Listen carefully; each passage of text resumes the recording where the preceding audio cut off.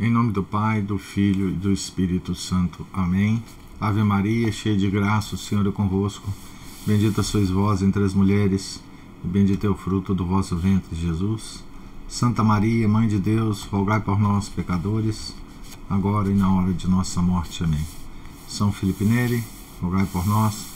Nossa Senhora de Fátima, rogai por nós. Em nome do Pai, do Filho e do Espírito Santo. Amém. Bom dia a todos. Vamos continuar na nossa leitura aqui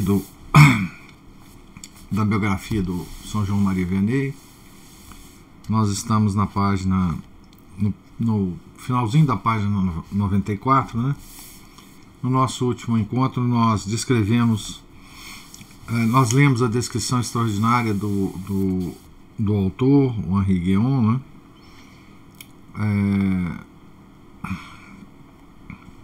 Das confissões, né? Não das confissões, mas da perspectiva do Padre Vianney sobre as confissões que ele dava por horas a fio, né? E nós estávamos a ver alguns exemplos, né, biográficos, né? De acontecimentos, né, naqueles momentos extraordinários que Padre Vianney então atendia os fiéis em confissão, né? Vimos dois eventos, né? Um de uma jovem que estava acompanhada por duas senhoras, né, e que estava precisando da confissão. Ele foi lá na fila, pegou a jovem, né, especificamente aquela jovem que precisava, né, e depois de um bandido, né? O Padre Vianney, além de dar as confissões, né, para cada um, individualmente, especialmente, né, ele estava como ligado a todos os fiéis que estavam aguardando na fila, né? E aqui nós vamos dar sequência a essas descrições de eventos particulares e, vamos dizer assim, extraordinários, né, que aconteciam no confessionário e nas filas da confissão, né? Um rapaz de Gives, de Gier, faz a aposta de que conseguirá ludibriar a perspicácia do sacerdote. Aproxima-se batendo no peito e gemendo. Desta vez é um grande pecador que vem procurar o Senhor, suspira. Seja meu amigo, mas não tenho tempo a perder. Procure outro confessor. E o Padre Vianney vira-lhe as costas. Esta acolhida imprevista faz refletir o fingidor. Examina-se, sente vergonha de si próprio. Volta a procurar o sacerdote com uma consciência verídica e uma contrição real. O pároco sábio, pois dessa vez o acolhe de braços abertos. Um velho descrente, que acompanhava um grupo de peregrinos, entra na igreja por curiosidade. Não sabe o que espera. De passagem, é abocanhado pelo Padre Vianney, que o leva à sacristia. Lá, o sacerdote aperta-lhe cordialmente a mão e diz-lhe a queima-roupa: quanto tempo faz que não confessa? Uns 30 anos, responde alegremente o ancião. 30 anos, meu amigo? Foi naquela ocasião, na igreja daquela paróquia? Meu Deus, é verdade. Então, que tal confessarmos agora? Foram 20 minutos. O ancião esvaziou o saco de lixo e prometeu não voltar a enchê-lo. Outro caso análogo. O Sr. Rochette levou a Ars a mulher e o filhinho que está doente. O pároco o chama. Ele não atende. Uma vez, 2 vezes. À terceira, a fim de não parecer excessivamente grosseiro, o camponês segue o padre até atrás do altar. No final das contas, pensa: não vai devorar-me. O padre Vianney aponta-lhe o confessionário. O confessionário de homens, né? Vocês lembram? Estava na sacristia, né?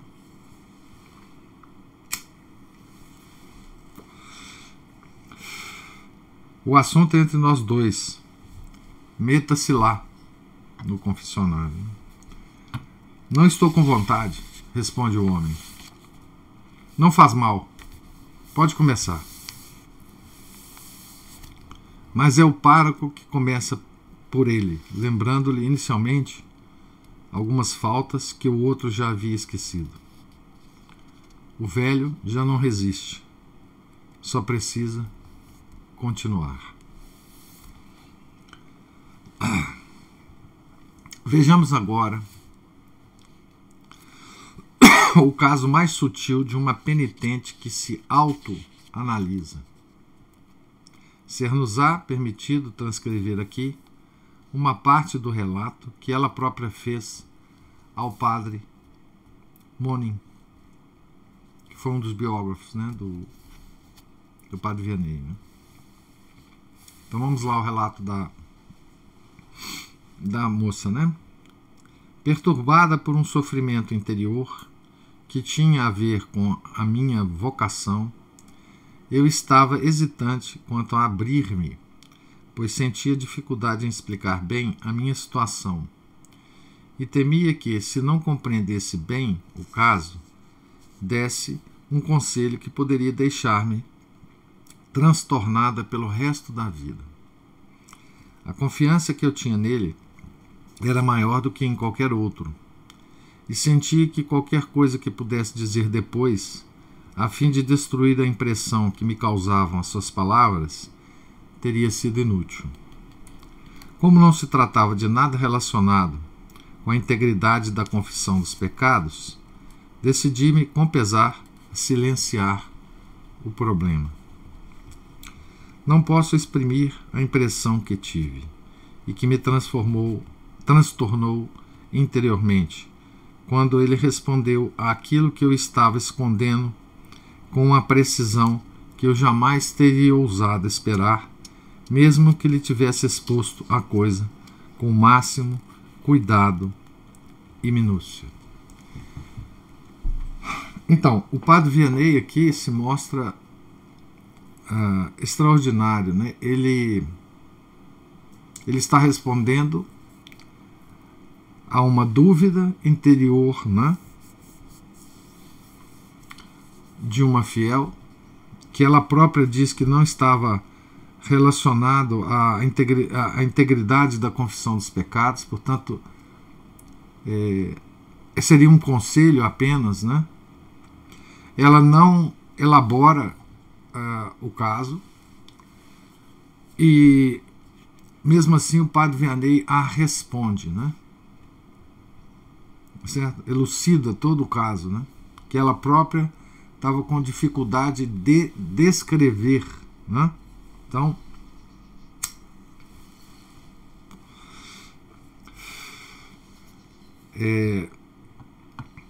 aqui toda a capacidade de leitura das almas, né, é demonstrada nesse simples caso, né?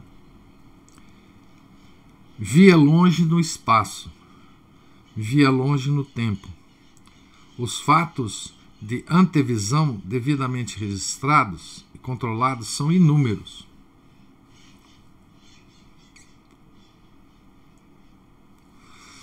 Seu olhar chegava até mesmo a mergulhar na outra vida. Uma senhora cujo marido se suicidara pulando na água. Esse caso é muito conhecido, né, do padre Vianney. Obsessionada pela ideia de uma condenação eterna, viajou até Ars para conseguir do vidente pelo menos a sombra de uma esperança, mas não teve tempo sequer de formular a pergunta. Fique tranquila, senhora. Entre a ponte e a água, o seu marido se arrependeu da sua ação. Fez um ato de contrição. Reze por ele. Esse talvez seja o fato do Padre Vianney mais conhecido, né? Popularmente, né? Se folhearmos os anais do Santo Cura, veremos que não faltam os dramas. Certamente ninguém nos levará a mal se citarmos ainda este. Uma mulher da alta sociedade, mas de má vida, viera a Artes por curiosidade e foi abordada pelo pároco ao atravessar a praça. Siga-me, disse-lhe. Assim que ficaram a sós, sem lhe fazer a menor pergunta, ele lhe mostrou a sua vida como num espelho. As fraquezas, as quedas, as recaídas, o endurecimento na ignomínia. A seguir calou-se. A jovem, perturbada, perguntou-lhe espontaneamente se aceitaria ouvir-lhe a confissão. Conclusão lógica, ao que parece, da intervenção do santo sacerdote. Seria inútil, respondeu-lhe o padre Vianney. Vejo 2 demônios na sua alma: o demônio do orgulho e o demônio da impureza. Enquanto não se decidir a mudar de ambiente, eles a manterão acorrentada e eu não poderei absolvê-la. Conheço as 2 disposições. Descerá ainda mais baixo.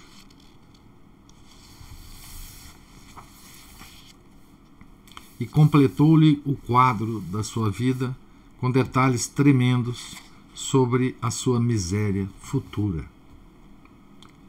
A mulher lançou um grito de horror. Então estou condenada?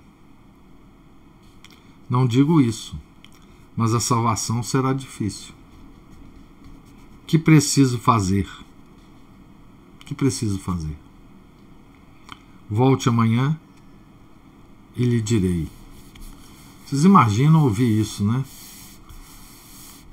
Do padre Vianney. Que precisão, né? E que responsabilidade, né? Do padre nessa hora, né?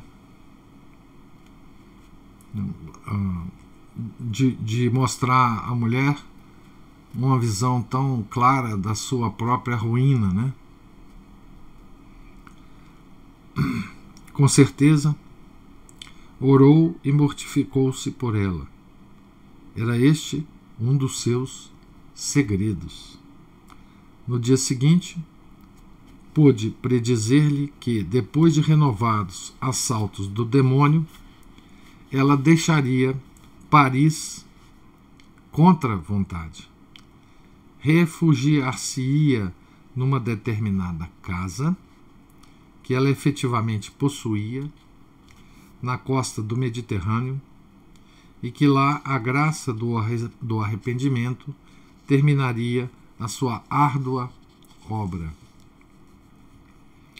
Ora, tudo isso veio a acontecer. Desta vez, não somente antecipou o futuro, mas ainda o mudou. Ou mais exatamente, obteve de Deus o socorro improvável e imerecido que havia de vencer as fraquezas de uma infeliz. Então, aqui nós vemos coisas extraordinárias acontecendo, né? E, obviamente, coisas que vão muito além, não é? Vão muito além de uma simples confissão, ou mesmo daquela ação cotidiana de um padre piedoso no tribunal da penitência, né? Agir em persona Christi, né? ele aqui está conseguindo graças de Deus que um padre comum não poderia fazê-lo, né? Conseguindo mover, né, a misericórdia de Deus de uma forma que mesmo um bom padre, um padre piedoso, talvez não conseguisse fazer, né? Aqui já o fenômeno misterioso da santidade, né, e da intimidade, né, do padre com Deus já está em plena ação, né?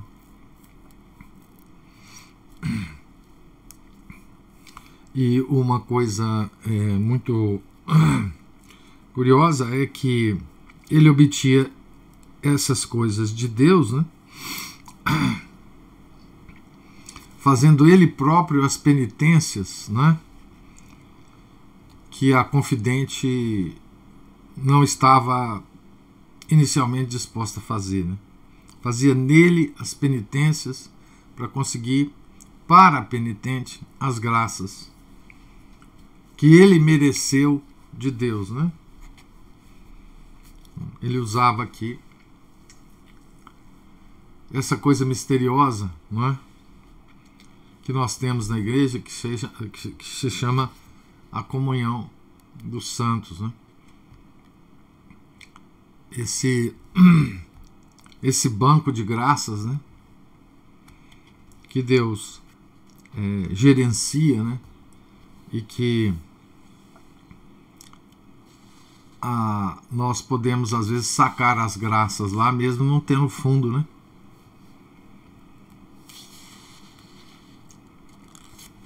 Então nós acabamos um trecho aqui, né,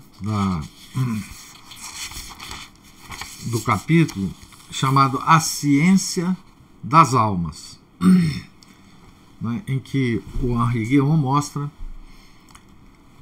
como é que esse padre ignorante, né, de teologia moral pode dirigir almas, né, aconselhar almas, resgatar almas para Deus, né, endireitar almas, né, endireitar seus caminhos, né, preocupada com cada uma delas individualmente, né, com cada problema que a alma está se defrontando, com que a alma está se defrontando, né. Agora, o próximo item se chama A Política das Almas. Então, a ciência das almas, agora a política das almas, né. Enquanto não tivesse conseguido que determinada alma renunciasse a seu pecado, recusava-lhe o perdão. E nunca escondia a gravidade do mal. Meu amigo, o senhor está condenado, dizia sem floreios. Mas acrescentava, que tristeza. E se desfazia em lágrimas. A pessoa o via tão apenado com a sua perdição que deixava de considerá-la apenas como um dar de ombros e de fiar-se apenas na bondade de Deus para salvar-se. Então o Padre Vianney chorava pela condenação da alma que estava à sua frente, né? Você está condenado, realmente. E aí começava a chorar. Deus não perdoa nada àqueles que se perdoam tudo. Essa frase é uma das frases que a gente tem que marcar com caneta. Ou talvez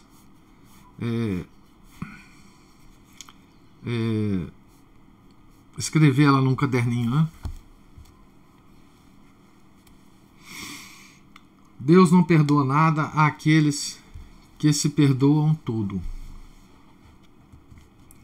Senti então que era necessário tentar um esforço, merecer verdadeiramente a própria salvação.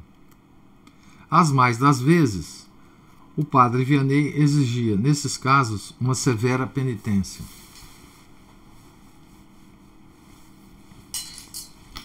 Contam da madre Maria Verônica, que havia de fundar mais tarde a Ordem das Vítimas do Sagrado Coração, que lhe impôs que ficasse de joelhos, com os braços abertos em cruz, diante da porta da igreja, a fim de experimentar a sua vocação.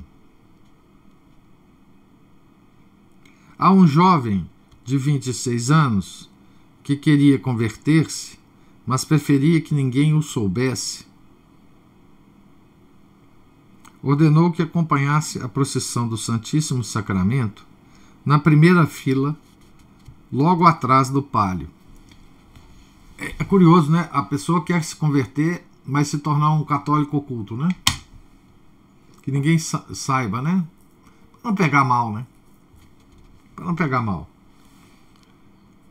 Isso é o exemplo maior de respeito humano, né?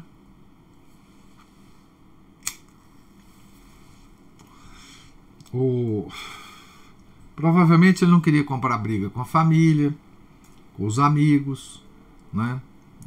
Enfim. Aí a penitência dele foi acompanhar a procissão do Santíssimo na primeira fila, né? Para que todos o vissem lá, né?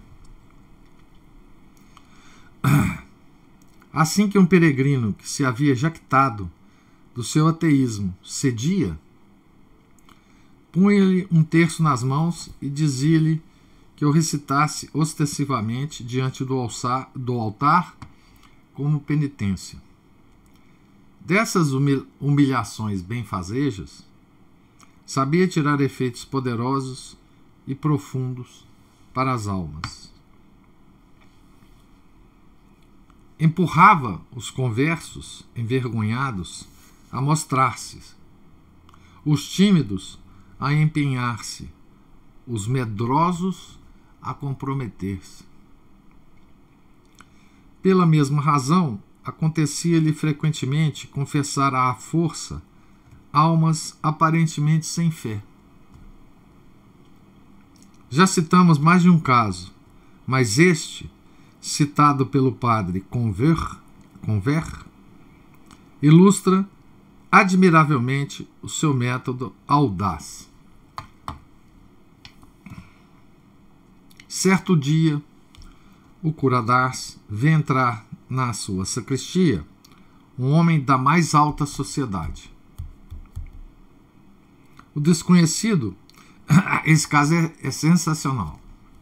O desconhecido aproxima-se respeitosamente e o servo de Deus, enganado dessa vez, ou pelo menos fingindo está-lo, parece adivinhar-lhe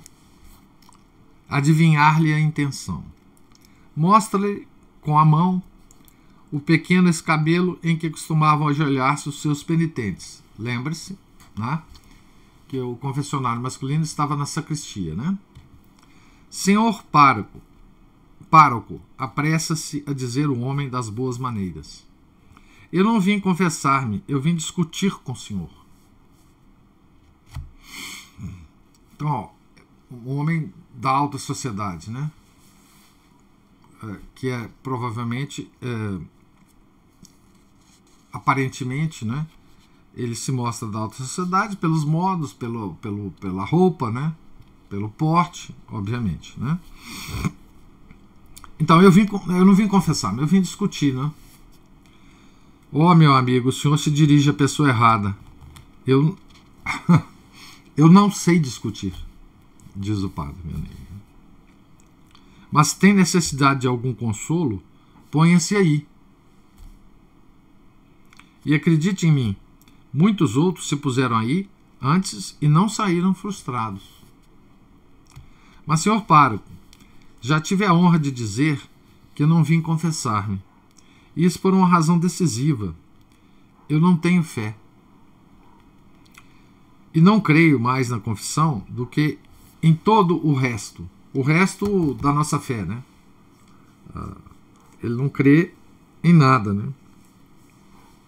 E é óbvio que não crê na confissão, né? Não tem fé? Que pena tenho do senhor. Vive no nevoeiro. Uma criancinha sabe mais do que o senhor com seu catecismo. Eu pensava que era um ignorante, mas o senhor é ainda mais do que eu. Eu pensava que eu era um ignorante, né? Mas o senhor é ainda mais do que eu. Não tem fé? Pois bem, vamos, ponha-se aí. Vou ouvir a sua confissão. Quando se tiver confessado, terá tanta fé como eu. Mas, senhor pároco, o senhor me aconselha, nada mais, nada menos, a representar uma comédia. Ponha-se aí. A persuasão, a doçura, o tom de autoridade temperada pela graça com que essas palavras foram repetidas fizeram com que o homem se encontrasse ajoelhado, sem saber bem porquê e quase contra a vontade. Fez o sinal da cruz, que não fazia havia muito tempo, e começou a acusação dos seus pecados. Levantou-se não somente aliviado, mas perfeitamente crente.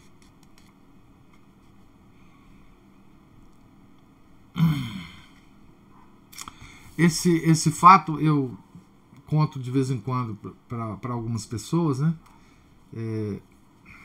É um dos fatos que mais me... Um desses milhares de fatos, né, que aconteceram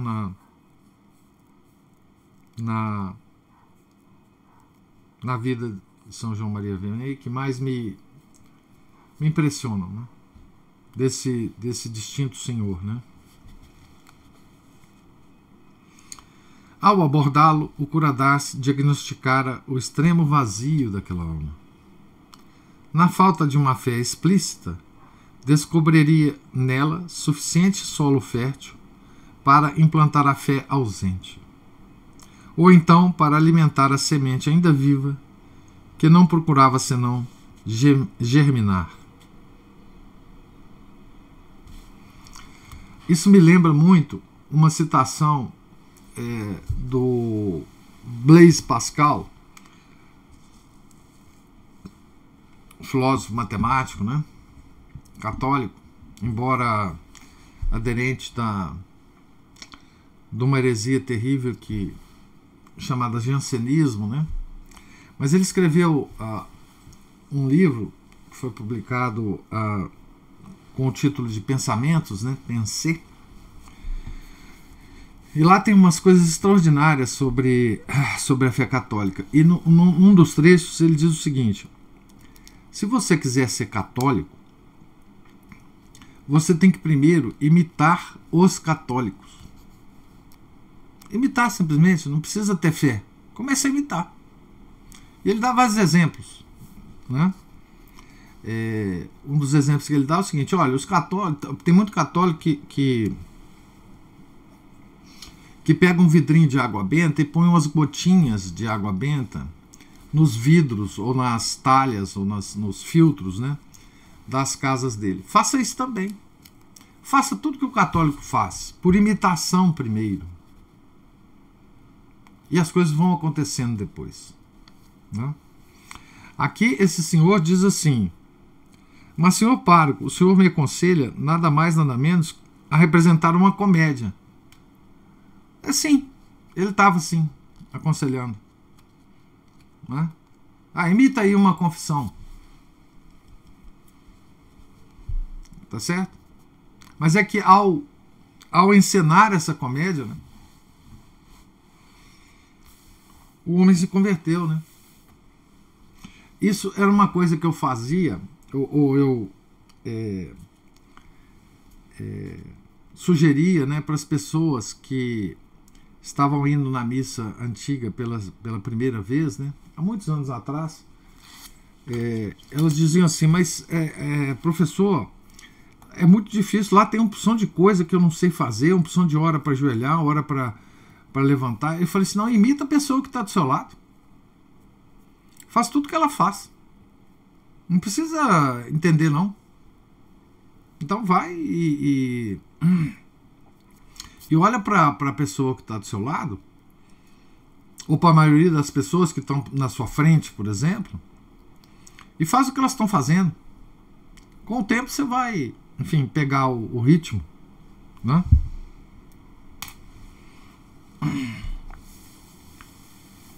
Sabe-se que nunca agia só.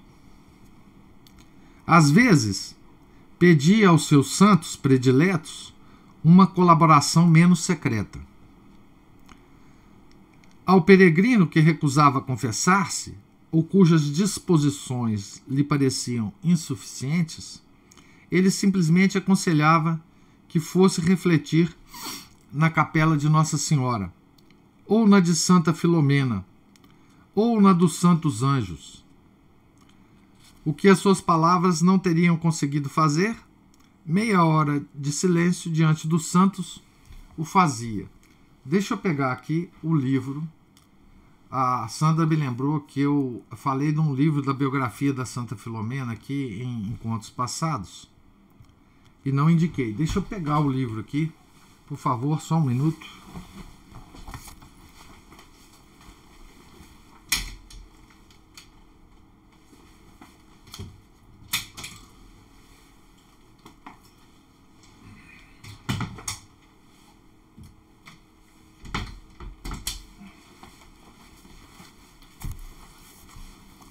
Já que eu falei de Santa Filomena aqui, o livro é este aqui, ó, Santa Filomena e seus milagres, de um padre português do início do século, chamado Padre Paulo H. O. Sullivan. Esse livro é editado pela editora Petrus. Tá? É um livro pequenininho e ele tem de brinde, para nós que estamos lendo a vida do Santo Curadares, no capítulo 7. O capítulo 7 é intitulado O Curadares e Santa Filomena.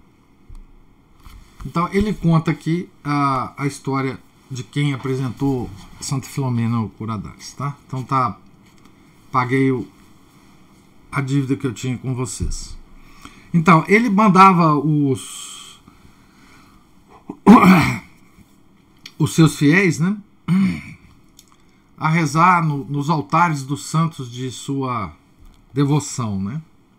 E eles já vinham preparados pelo santo, né, para ele, Curadares.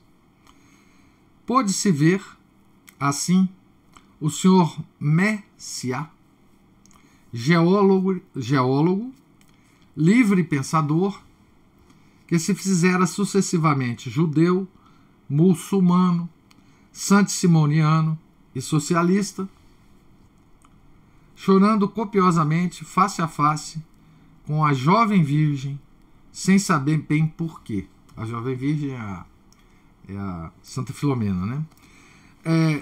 Então, esse senhor Maciá, pela descrição do Henri Guéon, nós podemos ter uma imagem desse homem, né? Ele mexia com ciência, século XIX, né? Livre pensador, então, um homem provavelmente muito influenciado pelo iluminismo, pelo liberalismo, né, da Revolução Francesa, tá certo? Um homem que mudava de religião como a gente muda de roupa, né? Judeu, muçulmano, seguidor de Santo Simão, né? Socialista. Foi lá no altar de Santa Filomena e de repente começou a chorar, né? Copiosamente. Quando saiu da capela, ainda estava longe de crer, mas adquirira o desejo de crer. O santo cura podia pôr-se a trabalhar.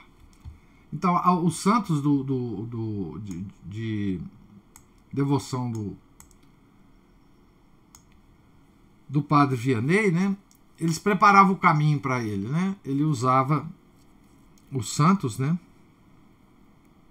Usava, com várias aspas, né? Para preparar-lhe o caminho, né? Aqui serve-se de um desvio. Acolá, basta-lhe um ataque direto. Depende da espécie. No discernimento das vias interiores, nunca ninguém o superou. Veja, aqui o Santo Cura está demonstrando um extraordinário conhecimento de teologia ascética e mística. Aquele mesmo ignorante que foi proibido de confessar no início da sua vida de padre, né? Lá está misturada a multidão, entre a casa paroquial e a igreja, um caçador de patos, com a sua espingarda e o seu cão. De passagem, o pároco lhe diz cortesmente: meu senhor, como seria bom se a sua alma fosse tão bela como o seu cão. Transtornado, o curioso põe-se de joelhos, confia o animal ao primeiro que aparece e entra com o sacerdote na igreja. E que conselho recebe no confessionário? Que conselho aceita ele, o indiferente, o incrédulo, desse confessor que não procurou? Meu amigo, entre para a trapa. Não era uma brincadeira, pois um ano depois esse homem se fazia monge trapista. Também podia acontecer o contrário. Um rapaz que se julgava chamado propõe-lhe que se case. A uma que se dizia mística proíbe a oração mental. Olha que coisa interessante. Assim como chega às almas pelos meios mais diversos, também pelos mais diversos caminhos as conduz à vida eterna. E todo esse trabalho secreto, difícil, ele o faz rapidamente e sem hesitações. Só se demora quando o assunto vale a pena. Não perde tempo com grandes explicações. Diagnostica o mal, prescreve o remédio e manda embora suavemente o penitente apaziguado. Como ele mesmo dizia, né, para aquele senhor distinto que o procurou, que queria discutir com ele, ele não era bom para discutir, né? Ele não era. O senhor procurou a pessoa errada. Eu não sou bom para essas coisas, não. Né? Então, essa é o trecho, né, da política das almas, né? Como é que ele agia, então, né, para levar as almas mais recalcitrantes, né, para o caminho da fé, né, para salvá-las, né? Médico de corpos. Bom, isso tudo então acontecia no confessionário, né? E é claro que essas histórias, né, vazavam, né? É claro que essas coisas extraordinárias, né, eram comentadas, né? Eram comentadas pelos fiéis, com os amigos, era comentada pelos fiéis que viajavam até Ardes, né, que ficavam nas hospedarias de Ardes, né? Essas coisas circulavam, né? É impossível que elas não circulassem, né? E por isso chegou até a biografia, ou as biografias, né? E chega até nós, né? E muita coisa aqui também consta do processo de canonização do santo, né? Médico de corpus. Vamos entrar agora no trecho intitulado Médico de corpus. Esta é a sua missão. É assim que ele a cumpre. Bem vã e escandalosa parece aos olhos dos descrentes. Mas o maior escândalo para estes ainda é o seu desprezo pelas misérias do corpo. Ele não é médico dos corpos. Quando faltava o pão para as órfãs da providência, da casa, né, do orfanato, vimos-lo multiplicar para elas a farinha e o grão. Vê-lo-emos curar incuráveis, levantar enfermos, libertar paralíticos. Os milagres de ordem material que se podem atribuir a ele e a Santa Filomena serão, com o correr do tempo, muito numerosos. Mas falsearíamos completamente o seu caráter e a sua figura se atribuíssemos a essas maravilhas mais importância do que ele próprio lhes dava. Na sua missão especificamente espiritual, não passam de um subproduto, de um luxo supérfluo. E aqui essa observação do Henri Guéon, ela pode ser estendida a todos os santos, né? Taumaturgos, né? Os milagres do corpo são muito, muito inferiores aos milagres da alma, né? Nosso Senhor mesmo nos ensinava isso, né? Quando ele pontuava, né, para as pessoas que ele curava, né, que o importante era a fé que a pessoa tinha. A tua fé te curou, não é isso que ele falava?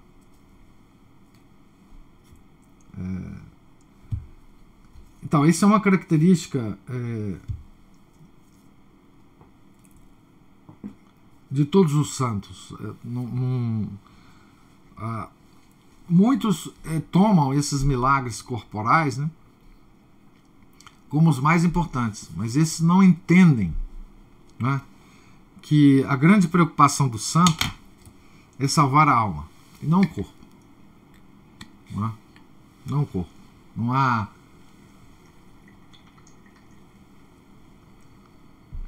Não há mérito na salvação do corpo sem que o objetivo seja a salvação das almas, né?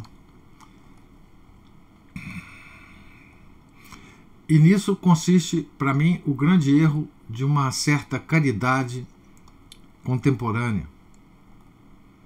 Não é? É o grande erro, certamente, da tal filantropia, né? É de você ajudar os pobres nas suas situações de miséria material sem se preocupar com a salvação da alma do pobre, né? A igreja nunca fez isso. Para a igreja, sempre o mais importante é a salvação da alma, né? Ela acolhia os pobres, obviamente, né? Acolhia os doentes, né? A igreja inventou, né, o sistema hospitalar, né? A igreja construiu, né, um sistema de acolhimento dos pobres extraordinário no mundo, né? Nunca nenhuma outra instituição criou tal sistema, né? Mas ela nunca fez isso pelos corpos, né? Ela acolhia os doentes, né, nas casas de saúde para convertê-los.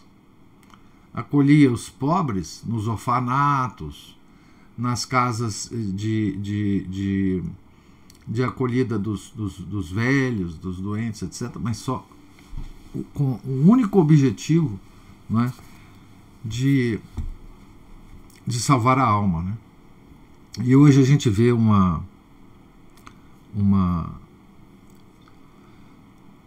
perspectiva, né, de salvação de corpos sem nenhuma preocupação em conversão das almas, né? Todas as obras, né, de caridade, de defesa da vida, todas eu não digo, não posso ser injusto, né? Mas eu vejo muitas dessas obras meritórias em si, defesa da vida, contra o aborto, etc, etc, mas sem preocupação depois de converter a mãe e o filho que vai nascer, né? E assim vai por toda a obra de caridade. Não são obras de caridade, na verdade. O nome está errado, né?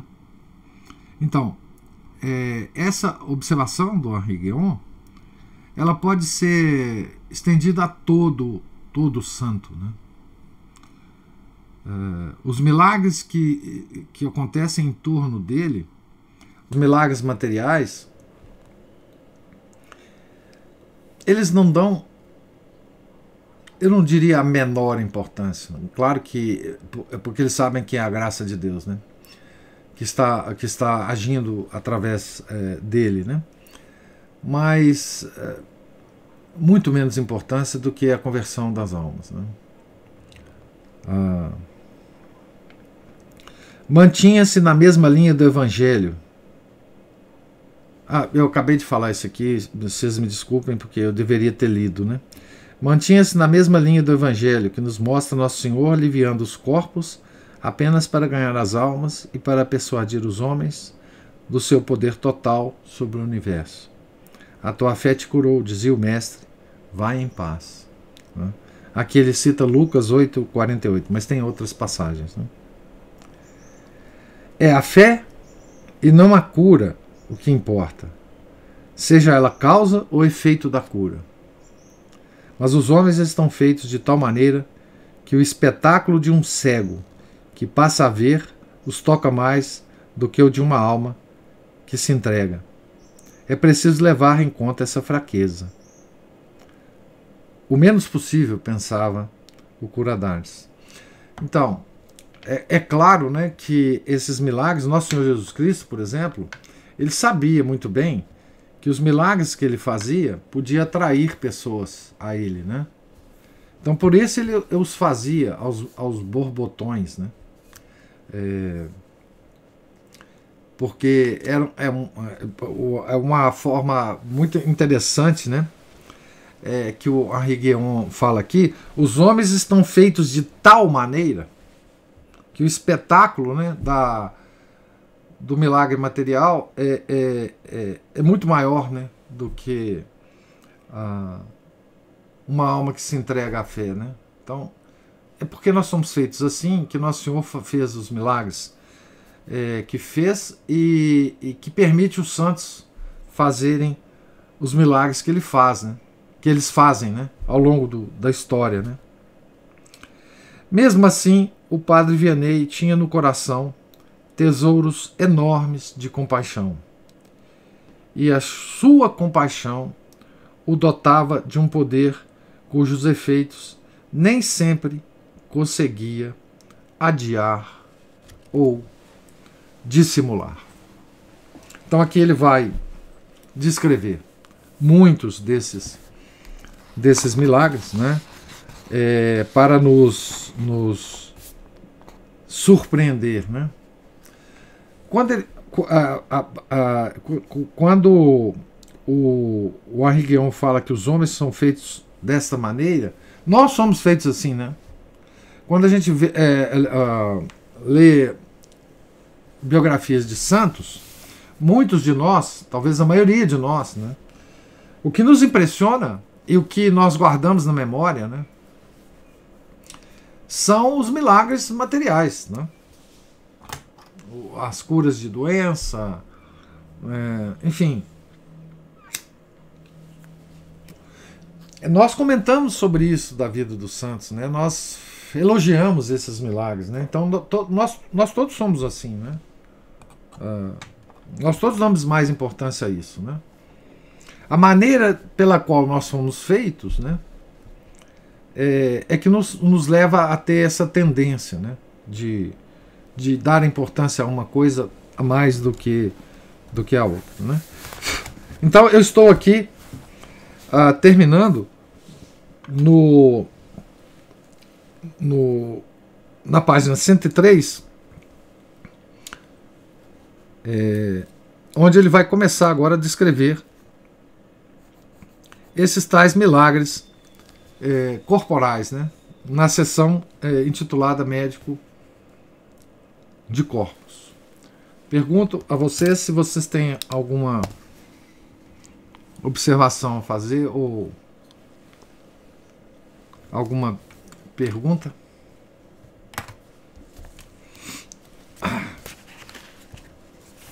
Então vamos fazer a oração final. Muito obrigado pela presença e pela assistência, e tenham todos um santo dia. Em nome do Pai, do Filho e do Espírito Santo. Amém. Ave Maria, cheia de graça, o Senhor é convosco. Bendita sois vós entre as mulheres, e bendito é o fruto do vosso ventre, Jesus. Santa Maria, Mãe de Deus, rogai por nós, pecadores, agora e na hora de nossa morte. Amém. São João Maria Vianney, rogai por nós. São Felipe Neri, rogai por nós. Nossa Senhora de Fátima, rogai por nós. Em nome do Pai, do Filho e do Espírito Santo. Amém.